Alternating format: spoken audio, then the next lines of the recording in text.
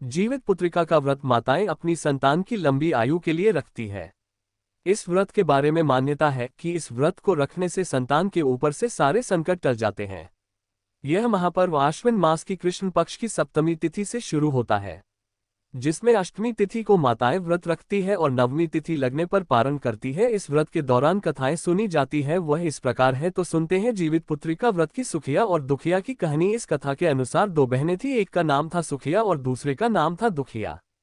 अपने नाम की तरह ही सुखिया हमेशा सुखी रहा करती थी और दुखिया नाम के मुताबिक वह गरीब थी और वह बहुत दुखी रहती थी। और दोनों बहनें एक ही गांव में रहती थी। सुखिया के घर दुखिया काम करती थी, साफ सफाई, खाना बनाती और जो खाना बच जाता सुखिया वह खाना दुखिया को दे दिया करती। इस तरह से दुखिया का घर चलता था। समय बीतता गया। दोनों बहनों के दो दो पुत्र थे, यानी सुखिया के दो पुत्र और दुखिया के दो पुत्र। जब जितिया का व्रत आया तो हमेशा की तरह दोनों बहनों ने जितिया का व्रत रखा। उस दिन दुखिया सुखिया के घर काम करने गई। व्रत के दिन दुखिया ने साफ किया, उसने अपने पास रखी साग और साफ चावल को सुखिया को दे दिया। यहाँ पर भी बढ़िया वाला साग उसने सुखिया के लिए रख दिया और जो बची हुई डंठल और चावल की कुर्ती थी उसे अपने लिए रखा। और अब दुखिया सुखिया के घर खाना बनाकर अपने घर चावल की कुर्ती और सांप का डंठल लेकर आ गई और इसी चावल की खुर्दी और साग की डंठल से खाना बनाकर उसने अपने बच्चों को खिला दिया और खुद भी खाया। इसके बाद दुखिया सोने चली गई। आधी रात हो गई और एक बूढ़ी औरत आए और उसके घर का दरवाजा खटखटाने लगी। तो दुखिया ने पूछा, कौन है आप? तब उस बूढ़ी औरत ने बोला, बेटा मैं हूँ।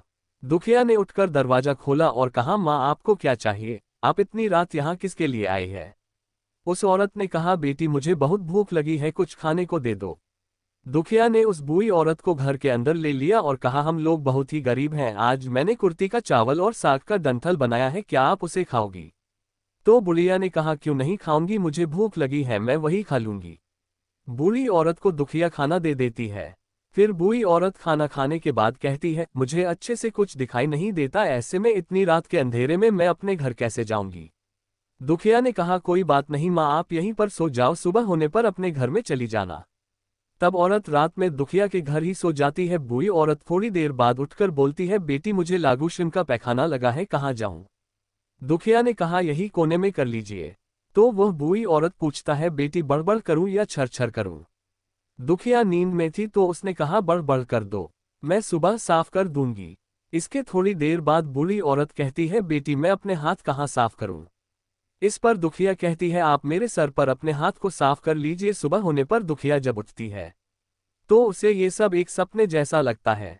वह नदी में नहाने चली जाती है और वहां जब अपने बालों को नदी में नहाते हुए धोती है तो उसके बालों में से जो पानी बहता है वह सोने का पानी होता है। आसपास की सारी महिलाएं ये देखकर आश्चर्यचकित हो जाती है और दुखिया से कहती है, क्या बात है, तुम्हारे बालों से तो सोने का पानी गिर रहा है।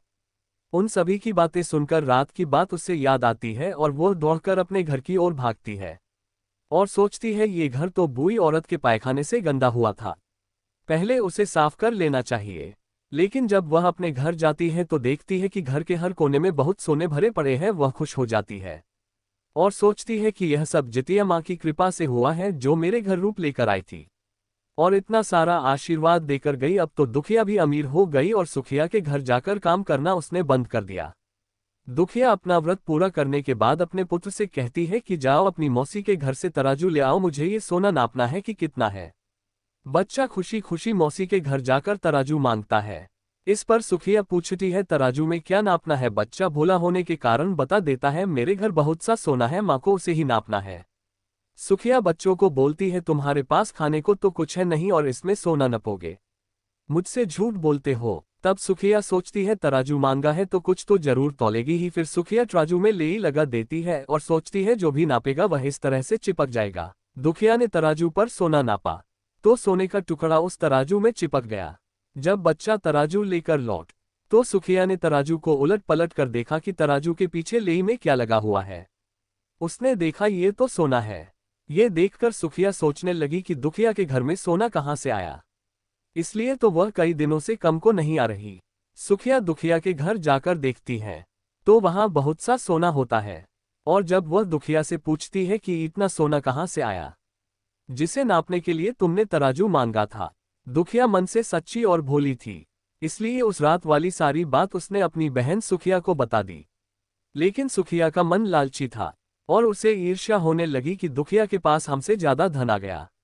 अब तो अगले जितिया में मैं भी कुर्ती का चावल और साग का डंठल ही बनाऊंगी। फिर अगले साल जितिया का व्रत दोनों बहनों ने रखा। सुखिया के पास सब तरह का सुख था और धन भी था।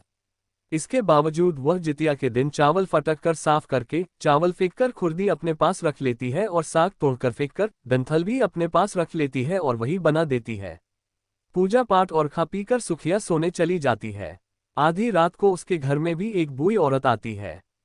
सुखिया उसी का तो इंतजार कर रही थी। उसने तुरंत दरवाजा खोल दिया और उस बूढ़ी औरत को अपने घर के अंदर ले लिया। बूढ़ी औरत ने कहा, मुझे बहुत भूख लगी है, खाने को कुछ दे दो। इस पर सुखिया कहती है, मैंने तो खुर्दी का चावल और डंठल का साग बनाया है, तो मैं वही दे दूं। बूढ़ी औरत रहती है, कोई बात नहीं, वही दे दो, मैं खा लूंगी। सुखिया ने वही खाना परोसकर बूढ़ी औरत को दे दिया और सोने चली गई। थोड़ी देर बाद बूढ़ी औरत ने उससे कहा, मुझे रात में दिखाई नहीं देता, मैं घर कैसे जाऊं? तो उसने कहा, आप यही सो जाओ। बूढ़ी औरत थोड़ी देर बाद कहती है, मुझे पैखाना लगा है, कहाँ करूं? तो सुखिया ने कहा, यही कोने में कर लीजिए। इसके बाद बूढ़ी औरत फिर बोलती है कि बड़बड़ करूंगा या छर छर करूं। यहां सुखिया को याद नहीं आता कि दुखिया ने क्या बताया था, तो वह बोलती है, छर छर कर लीजिए। बुढ़िया ने कहा, मैं अपना हाथ साफ कहाँ करूं? इस पर सुखिया कहती है, मेरे सर पर हाथ साफ कर लीजिए। जब सुबह सुखिया उठती है तो पूरे घर में गंदगी फैली होती है। इसके अलावा उसके बाल में भी गंदगी लगी हुई थी और उसे अपनी बहन पर बहुत गुस्सा आता है। सुखिया गुस्सा होकर अपनी बहन दुखिया को बुलाती है और कहती है, तुमने मुझे झूठ कहा था, मेरा पूरा घर गंदा करवा दिया। तुमने क्या कहा था, भर भर या छर छर? तब दुखिया ने बताया, मैंने तो छर छर बोला था।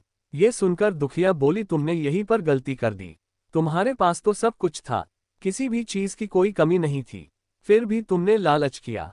तुम्हारे घर में किसी चीज की कोई कमी नहीं थी, फिर भी तुमने लालच किया। तुम्हारे घर स्वयं जितिया जी भेज बदल कर आए, किंतु फिर भी तुमने उन्हें अच्छा खाना नहीं परोसा। मेरे पास तो कुछ नहीं था, इसलिए मैंने उन्हें कुर्ती का चावल और सांप का दंडल दिया था। लेकिन अपने घर आए भगवान का तुमने अपमान किया। तुम्हारे पास सब कुछ होने पर भी तुमने लालच किया, इसलिए तुम्हारे साथ बुरा हुआ। तो ये थी सुखिया और दुखिया की जीवित पुत्रिका की कथा।